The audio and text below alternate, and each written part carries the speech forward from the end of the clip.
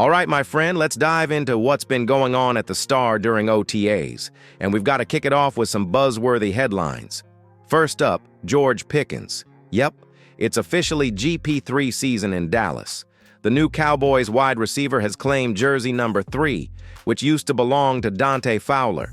And just like that, the leak we saw earlier turned out to be spot on. It's always fun when the fans get a little preview before things become official, right? But now let me ask you this. How do you feel about Pickens repping number 3 in Dallas? Do you like the fit? Drop a comment below with a simple yes or no. Or let me know what number you wish he had taken. Now let's shift gears to Stephen Jones, who made an appearance at OTAs and gave us some insight into the Cowboys' mindset heading into the post-June 1st period. When asked if they had any big moves in the works, Stephen said there's nothing on the front burner. Translation: they're not actively working on anything major right now, but the door's always open. Could that change come training camp? Sure, but don't hold your breath this week. And then, of course, came the hot topic, Jalen Ramsey. Stephen was asked directly about him, and his response was short and clear. He plays for the Dolphins. Now, that's more than just deflection. It's a flat-out no. Not only is Ramsey under contract with Miami, meaning Stephen can't legally say much about him, but let's be honest here. His $21+ million cap hit? That's more than all of Dallas's current trade acquisitions combined. The math doesn't work, and neither does the interest. But let's open it up to you. Would you still want the Cowboys to trade for Ramsey if the price came down? Type trade if you're in, or pass if you think it's time to focus on the guys already on the roster.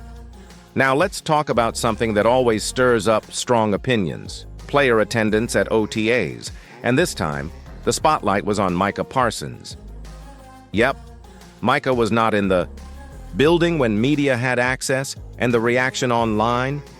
Predictably loud. But here's the truth. It's not a big deal. These are voluntary workouts, and while fans naturally want to see every star show up in May, skipping OTAs isn't some shocking betrayal. Micah's been working out on his own, keeping in shape, and as far as we know, there's no drama behind the scenes. So let's not hit the panic button just yet. Still, I want to hear from you. Are you concerned about Micah not being at OTAs, or do you trust him to show up when it matters? Hit the comments and type trust if you're not worried, or show up if you think he should be there with the team. And just to be clear, Micah wasn't the only key player missing. According to reports, Dorrance Armstrong, Dante Fowler, Stephon Gilmore, Jonathan Hankins, and Leighton Vander Esch were all absent from the sessions open to the media. That's a whole lot of experience not on the field, but again, these are voluntary. So what did we learn from who was present? The most important thing is this: the younger guys are taking full advantage of the reps. Players like Sam Williams, DeMarvion Overshown, and Damone Clark are getting increased opportunities, and that's exactly what you want to see in the spring. These guys are hungry, and they're making their case to the coaching staff. One more question for you. Who do you think will benefit most from these extra OTA reps? Overshown coming off the ACL?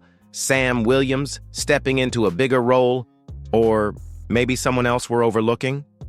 Let me know your pick in the comments.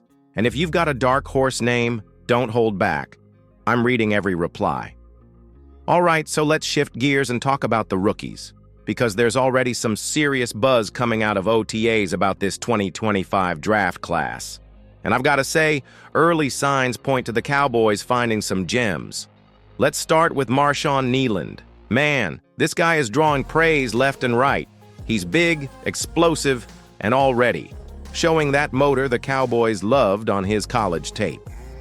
With Dorrance Armstrong and Dante Fowler not present, Kneeland's getting quality reps, and he's making them count. Coaches are loving his effort and attention to detail, which is exactly what you want from a day 2 pick. Think about it. If he keeps progressing like this, he could be a real rotational force early on.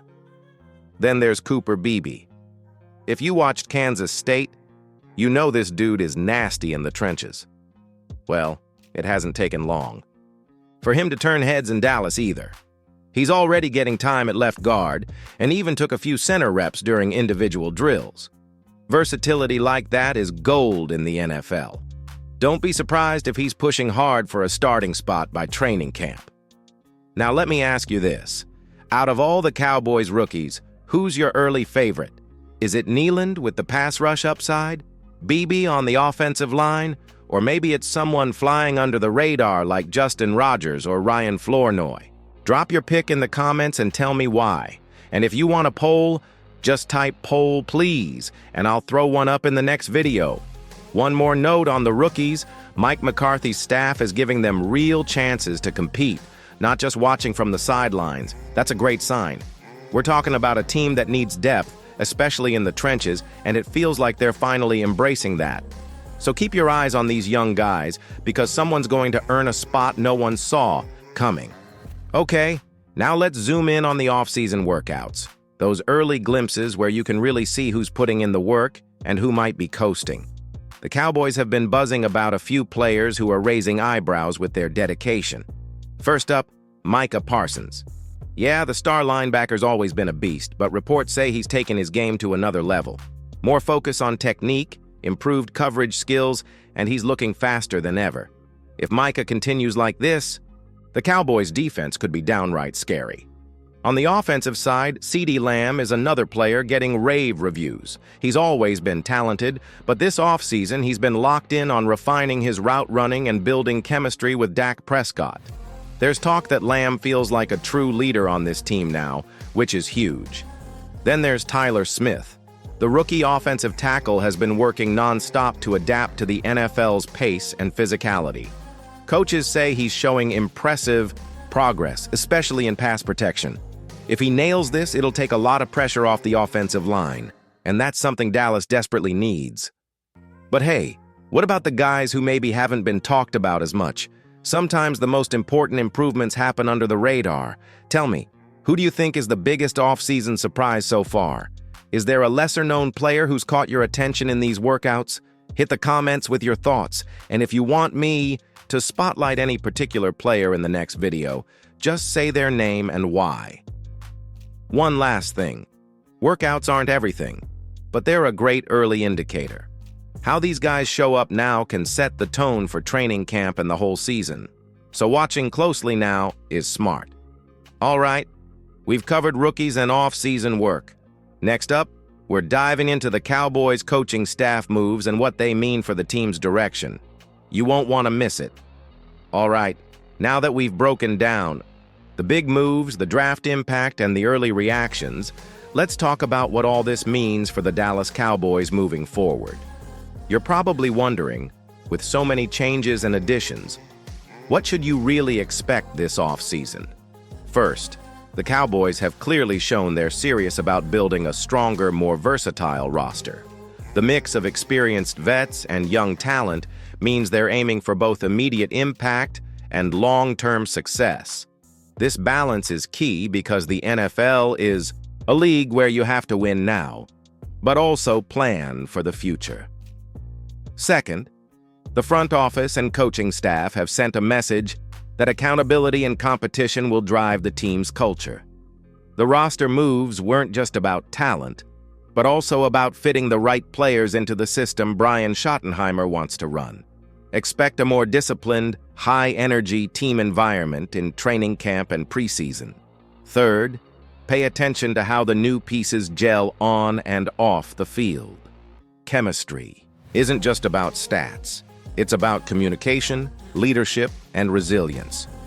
Players like Donovan Iziruaku and Shaven Revel bring energy, but it's how they fit with veterans like Micah Parsons and CeeDee Lamb that will define the team's identity. Here's a quick question for you. Which area do you think the Cowboys need to improve the most before the regular season? Is it the offensive line, the secondary, or maybe the special teams? Drop your thoughts in the comments. I'm curious to see what you think. Also, don't forget to hit the poll right here on the screen to vote on your biggest off-season priority for the Cowboys. It's a great way to make your voice heard and engage with other fans. Wrapping this up, the off-season is still young. There will be more moves, surprises, and storylines to follow. But from what we've seen so far, the Cowboys are gearing up to be a team you want to watch closely this year. Thanks for sticking with me through this deep dive. If you enjoyed this breakdown, hit the like button and subscribe for more Cowboys news. Stay tuned for the next video where we'll analyze the upcoming preseason schedule and what to watch for. See you in the next chapter.